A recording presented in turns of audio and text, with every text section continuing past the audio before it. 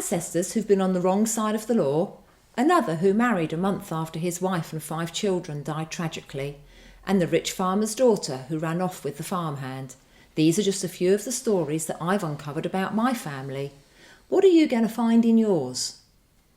Hi, welcome to my channel called Discover Your UK Ancestors. My name is Sarah Turner, and in this series of videos I'll take you through the essentials of how to research your UK-based family history. I'll share the tips and techniques I've learned along the way, the pitfalls that are waiting in the wings to trip you up, and importantly, I'll include suggestions on how you can save money, because although there are some records that you can get for free, the truth is that detailed research into family history can make a dent in your finances if you're not careful. When I started researching my family about 20 years ago, I could count the names of my ancestors on one hand, and many of the stories that would normally pass down from one generation to another were lost. This wasn't helped by the fact that 3 of my 4 grandparents had died before I was born. During my research, I've discovered an ancestor who was charged with embezzlement in the 1870s. I came across this nugget, if you can call it that, by searching his name on the British Newspaper Archives website. My husband takes great joy in reminding me of this ancestor every so often. It turns out that I'm not the nice girl from Surrey that he thought I was. Okay, so if you're new to family history, where do you start? Well, the easiest and most important first step you can take is to talk to your family. Talk to your parents if you can, and your brothers and sisters. You'll be surprised how recollections of the same event will differ. Also, don't forget your aunts and uncles, cousins, and even the long-time family friends who've been around so long they could have their own honorary branch on your family tree. Trust me, your family are almost certainly sitting on a treasure chest of stories, and most of them will be thrilled you care enough to ask. Get yourself a blank pedigree chart which you can download from the internet easily enough. Here's an example which I downloaded for free from the National Genealogical Society website, but there are plenty of others. You'll find it really useful to get some basic facts down on paper.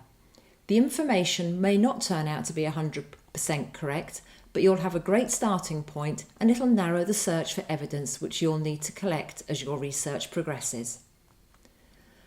While getting these basic facts is great and will save you lots of time and possibly money, you should also take the opportunity to get the real stories that put the colour into your family's lives. So think about how deep you want to go. Is it enough for you to stick to the names and dates, or do you also want the more interesting stuff? Who eloped? Who didn't get on with who? Who were the family rogues? Personally, I vote for digging deep, as the gems are often hidden in the details. Where you can, you should aim to cover these 8 key topic areas: their early years, where they lived, their education, what they did for work, whether they had any military experience, how they met their partner, what hobbies they had, and also the tales of family folklore. Ask what was going on in the world at the time so you can put their life history into a wider context. Keep in mind that as time passes, memories can fade, so you need to try to ask questions without sounding like an interrogator. So frame your questions as asking them to tell you stories.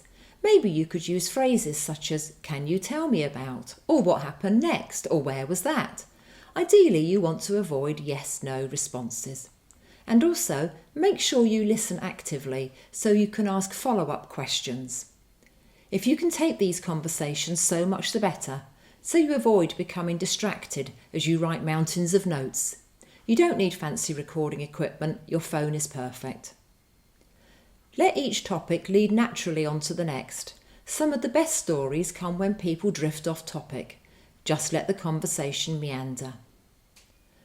Pretty much everyone I've come across who has an interest in their ancestors is hoping to find a connection to royalty, or at least to someone famous for doing good deeds, and I'm no different. But even after 20 years, I'm still looking.